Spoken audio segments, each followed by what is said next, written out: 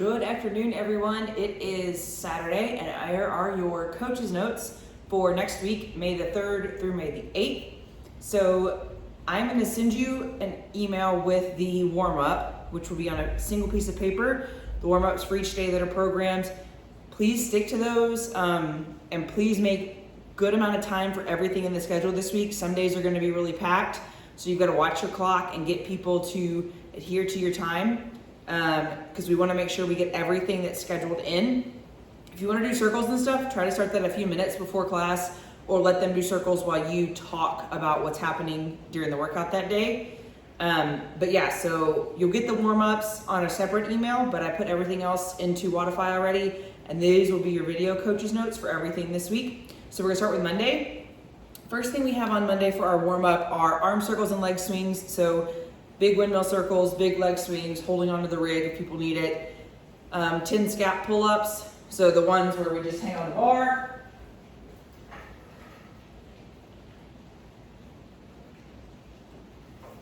And pull just those shoulder blades up and down, and then 10 kip swings.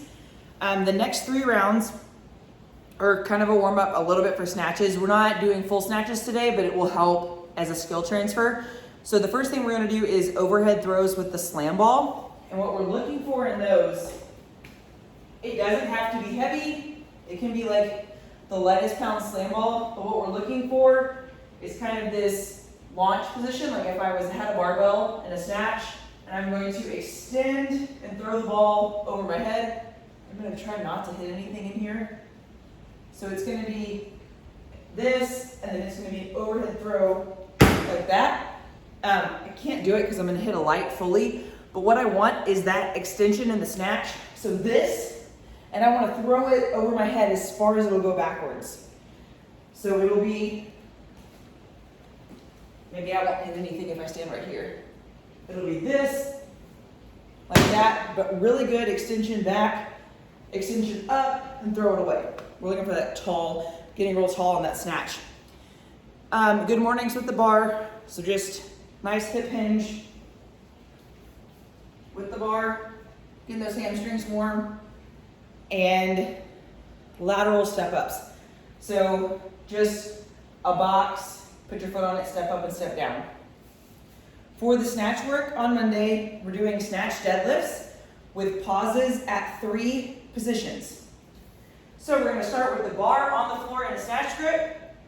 I'm going to break away from the floor and be at mid-shin, 1 Mississippi, 2 Mississippi, come up to above my knees, 1 Mississippi, 2 Mississippi, launch position, 1 Mississippi, 2 Mississippi, go back down, 1 Mississippi, 2 Mississippi, back to mid-shin, 1 Mississippi, 2 Mississippi, floor. So that's 1 rep. So we're pausing 2 seconds, just off the floor, so break off the floor, 1 inch off the floor, pause 2 seconds. Right above the knee, pause 2 seconds.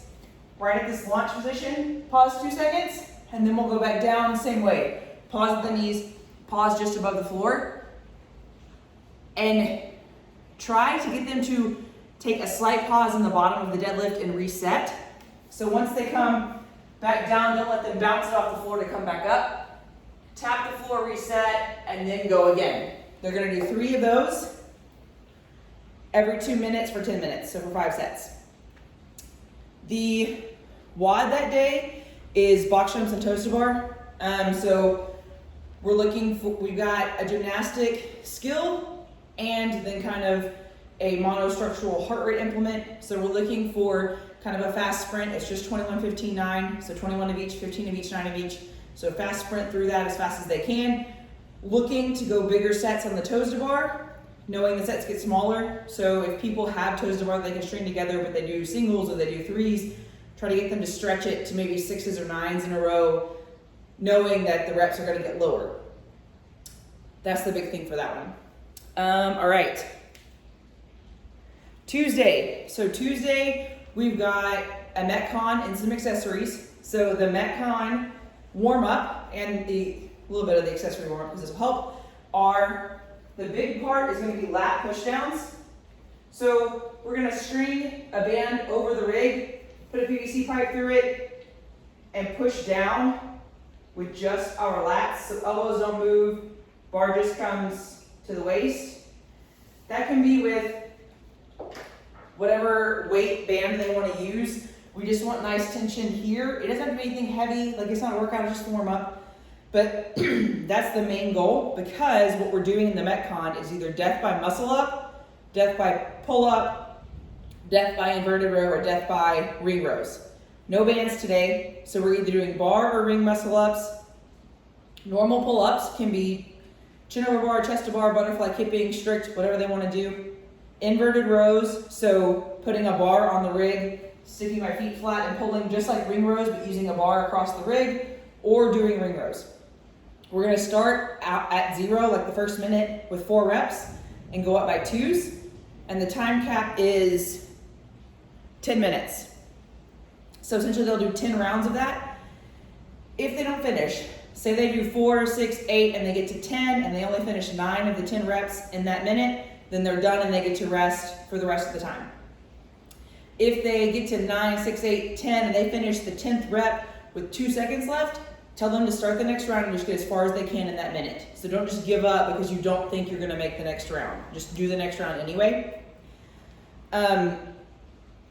So that's what the lat pushdowns are for, or really trying to learn how to engage these muscles as we do pull-ups, ring rows, or muscle ups. In between those lat pushdowns and the warm-up, we're going to, after the first set, we're going to do 10 banded pull-aparts in the front, 10 going up like this, and 10 going up like this, and 10 air squats. After the second set of lat pull downs, you're going to do 10 scap pull-ups, just like we did on Monday, and 10 barbell front squats. Then you're gonna do, after another round of lat pull downs, 10 kip swings and 10 barbell push press. And then one more round of lat pull downs, and you're gonna do 3 to 6 pull-ups or ring rows, and 3 to 6 thrusters with just the barbell. After that, let them set up WOD weight, let them figure out what scale they're gonna use, and do 3 to 6 of whatever they choose, whether that's pull-ups or ring rows, thrusters with just the bar, thrusters with 65 pounds, whatever it is. The workout will work like Death by does. So at 3, 2, 1, go, they do 4 reps. When the next minute starts, they do 6, next minute 8, continuing until we get to that 9th minute, which is their 10-minute cap. That's the last round. So if people make it that far, that's great. If they don't, they get to rest until the clock hits 15 minutes when we're gonna do max thrusters in 5 minutes. So from the 15-minute mark to the 20-minute mark, they're doing max thrusters. That can be with a barbell, it can be with just the barbell, it can be with any weight they want it to be. I wouldn't go heavier than 95-65. We're looking for continuous movement in that 5 minutes. So if they drop the bar, give them like a 3 count, tell them to pick it back up. We're trying to get as many thrusters as we can. After that, we have some accessory work that I would really like them to get to today, because that is going to give them some good core work, and it's really going to help with the shoulders, the movement that we're doing. So we're doing Pallof press. And what we're looking for is attaching a band to the uprights of the rig, and we're going to slip a 2.5, 5 pound, maybe 2 5-pound plates on the band. And what they're going to do is stand and press out.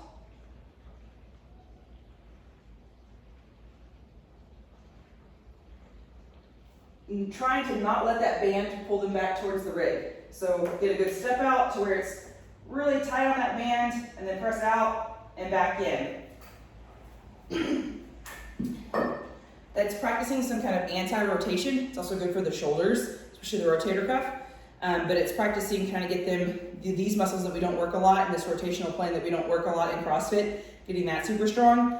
The plate is on the band because it makes the band wobble. If I just do it with the band and I like take all the tension into the band and I'm way out here and I press, yeah, it's pulling me back a little bit, but that plate gives it that extra wobble and that extra instability. And so we're trying to be stable while that object is unstable. And then after that, they're just gonna do side planks. That can be elbow or hand. Just trying to make sure they get those hips. This is still a nice sound like I'm standing, so no saggy hips. On Wednesday, we've got one workout and a little bit of accessory work. To warm up, we're gonna do a jog, no push-up burpees, which are just like up-downs. So just no push-up, just no chest to floor. 5 bootstrappers and 10 mountain climbers for 2 rounds. Y'all know all those movements. The workout is going to be a 1,000-meter run buy-in with then 5 rounds of 10 push-ups, 15 med ball cleans, 20 burpees. So the med ball cleans, we've done these before. We're looking for just the same as the clean, where it comes up and we catch it. They can squat clean it or power clean it. I don't care either way. Just as long as so we get this good elbow rotation working under the bar, so we get rid of this curl that people have when they do cleans. For the RX Plus. So push-ups, they can scale those to a box, do normal push-ups, do knee push-ups, however they want to do that. For RX Plus, the only weighted RX Plus option this week. I'm sorry, this is a lot of talking, my throat's dry. The only way they can do weighted push-ups this week is with a squat belt. I know we have some of these at the gym, and some plates. So what they're gonna do is use one of these, use a squat belt, use a chain belt, and put a plate through this part. So let's say they decide to attach 5 extra pounds with a squat belt like this. Now you're probably asking yourself, how does this work? Well, what they're going to do is they're going to set up a low bar across the rig, across the J-cups, to where they can put their feet on one of the low boxes and the barbell is about that same height. Or if they want to do like a 20-inch box, just make sure the barbell is about 20 inches on the rig. Feet are on the box, hands are on the bar, weight with the belt is across my belly, and I'm going to do push-ups onto that. So essentially, it is a plank where the only points of contact with the ground are my hands on the bar and my feet on top of a box, and the extra weight is added around my waist. That's the only other way they can do push-ups today. So no plates on the back, no weight vests, no deficit push-ups. That's the RX Plus option. For the accessories, we're doing kettlebell glute bridges. So all we're looking for there is kettlebell on the hips and then glute bridge. They don't have to go out with their knees or anything, just up and back down. And banded resisted reverse lunges. That looks like this. They're going to take a band, attach it to the rig. They're going to put it on the leg that is going backwards, so they'll have to do each side. They can't do alternating, you'll do one side and do the other. And you will put the band right around the hip, right up in the groin area, and do a reverse lunge, and then stand back up, where all of the tension is in this front part. So as I'm standing here, this band is actively pulling me back. And then I'll lunge into it and lunge back. Woo, making good time. All right, Thursday. Switching back squats to Thursdays to put them a little bit farther away from the snatch work. So we've got broad death jumps. I don't know why they're called that, but that's what they're called. Essentially, they're going to get one of the low boxes or a bench, 20-inch box if they feel like it. I'm just going to, if I can, stand on this. They're going to stand on top of that box, and all we're looking for is jump off, broad jump. So essentially, once they hit the floor, we want them to explode into a broad jump, really working that hip and leg explosive power as we go for back squats. So stand on a box, on a bench. Ooh, that's loud. Jump off immediately into a broad jump. We've got our straight leg box jumps again. We've done those before. Straight legs, jump up, land with straight legs. Kang squats, we did those last week. So good morning, into the air squat, back to the good morning, stand up. And then 2-for-1 wall ball shots. So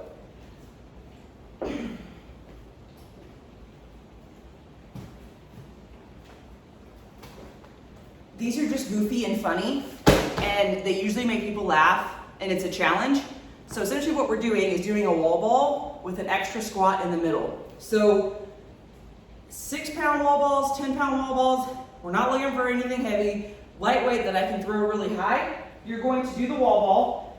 So I'm going to squat and throw my wall ball like normal, but once it's in the air, then as it comes back down, I should catch it.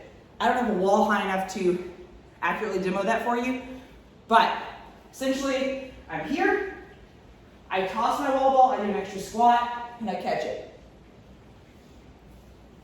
We're doing back squats again. 6 sets of 4 to 6 reps. Again, adding weight, try to get them to push those reps. For the workout, we have a 200-meter run, wall balls, row, American kettlebell swings. You all know how to coach those. Essentially, you're doing 2 rounds of each with a rest in the middle, and then 2 rounds rest, 2 rounds rest. So every 2 minutes for 4 rounds. So at 0, at 2, at 4, at 6, you're doing a round of run and wall balls, rest, and then every 2 minutes doing a round of row and kettlebell swings, and that's twice through. I didn't want to talk about stimulus as I went, so I'm going to go ahead and catch that up. For Monday, the stimulus is fast-paced, push it, big sets, really go for it, try to reach for it. Tuesday is a little bit more pacing and a little bit more strategy. So when we're looking at the death by, pull up, muscle up, ring row, kind of going slower and breaking up those first sets so you can get into the larger sets and be a little bit more fresh. And the thrusters, it's all mental. It's got to be a slow, continuous movement. So stimulus there is it's going to hurt. It feels like a long time, but don't rest for too long. So be smart and strategic on the first part and then continuous on the second part. For Wednesday, it's all about pacing. That workout's long. It's not meant to be an all-out sprint. We're looking for something that maybe I have a conversational pace as I breathe, because that's a lot of reps and it's a lot of burpees. So you got to be careful as you go through that WOD not to burn out too fast and take too long to rest. I think that one will take somewhere around 20 minutes for some people. People that are better body weight ninjas will go a little bit faster. But that one's meant to be a longer piece, kind of heart rate heart rate is sustainable, like I'm not redlining, I'm not gonna die. And then Thursday, you got a lot of rest in that one, so goal is to have 15 to 45 seconds of rest each round, and then you have a rest in between. So we're looking for not an all-out sprint, but a pretty good sprint, and then pretty good sprint, and pretty good sprint, and pretty good sprint for those. So for Friday, we have walking lunges with a sprint down the floor, burpee with a high jump, kettlebell goblet squats at a lightweight, and then Turkish get-ups. We've done those before. For the warm-up, for our strength that day, we're doing double kettlebell front squats. Will probably be light for a lot of people. Essentially, we're looking to hold this kettlebell in this cradle of our arm right here. So it should contact my bicep, my forearm, and then the handle and my thumb touch my collarbone. So 3 points of contact in both hands, and then squatting down and coming back up. I would expect most people to go super light on those. I would say guys at max 35 pounds, girls maybe 25 if they've never done them before, especially because having 2 in that front rack does make it hard to breathe. Big tip, so contact with the kettlebell is bicep, forearm, and thumb on the collarbone. As they squat, let your elbows come up and then come back down when you stand. This is the easiest way to carry the kettlebells, with elbows in contact with your chest or rib cage. And to squat, easiest thing is to flare those elbows out and then come back up. The workout that day is a partner workout, 8-minute AMRAP, super short. They do a round, you do a round, back and forth. I'm thinking it'll take I think people will get maybe 10 plus rounds. I think some of the faster people will take 30 seconds a round. Some people might take a minute a round, so they might get 8 rounds. But it is jumping lunges, burpees, and then double unders. The workout that day is a core workout. Please, please, please, please try to get people to do this. Try to have time in your class for this, because it is one that will actually really, really, really work their core. And I think these are fun for classes because usually they're like, oh my God, this sucks. So it's kind of fun to coach. But what we're doing is 5 minutes, 1 round a minute, no rest between anything. They're not supposed to rest at all. You're doing a 10-second hollow hold. Once the clock hits 10, you do 10 seconds of flutter kicks. You can put your hands under the butt for those. You can hold them out however they want to put their hands. But hollow, ideally, is hands above head in this nice curve. If they can't do that, have them do a tuck for 10 seconds, and then they can do flutter kicks. For the last 40 seconds of the minute, they're doing lying leg raises as slow as they want. It could take them 40 seconds to do one if they wanted to, but we're just looking for slow, continuous movement of me getting my legs vertical and then getting my legs back on the ground. Then getting my legs vertical and back on the ground. That's Friday, and then Saturday, coach's choice with the warm-up, just make sure you get those shoulders warm. Because what we're doing is 4 rounds with a pair of dumbbells. They get to choose the weight. You're doing a 50-meter dual overhead carry, so both dumbbells locked out above head, into a 100-meter farmer carry, into 150-meter front rack or shoulder carry with the dumbbells. So essentially we're going really, really hard. Takes a lot of stability to walk here for 50 meters. A little bit less hard, but still hard because I gotta work my grip and my shoulders and make sure that I don't wobble side to side as I walk. And the last one's probably the easiest with dumbbells on the shoulders, just walking because it's more on my back. So that's this week. I'm really loving programming for y'all guys. I think you're doing a great job. Just make sure that you try to create those relationships with people that are a little bit harder to coach to see if you can get them to let you coach them. Help try to get them to make the choice that they want your coaching, especially those people that have a little bit worse form and technique and insist on doing heavier weights. I know those people are hard to coach and they're hard to get people to bring the weight down. But this week is not as much lightweight technique stuff that we need to work on, so that should give you a chance to kind of get in with those people while they get to use the heavier weight and see if you can kind of convince them that your coaching is actually helpful, because we all know it is. So get out there this week, make sure everybody has fun. Watch the clocks during your class. Try not to make warm-ups any longer than 10 minutes. If people don't get them in, just cut them short. Say, oh, we're just gonna do 3 rounds today. Don't do the 4th round, it doesn't matter. Like, just cut it short. Just make sure they get at least 1 or 2 rounds in, about 10 minutes of warm-up. And make sure that they know the stimulus. Make sure people know the stimulus of the WOD, so that when they get in there, they know if they're supposed to sprint, if they're supposed to pace, and what scale they should use based on that. Thanks, guys.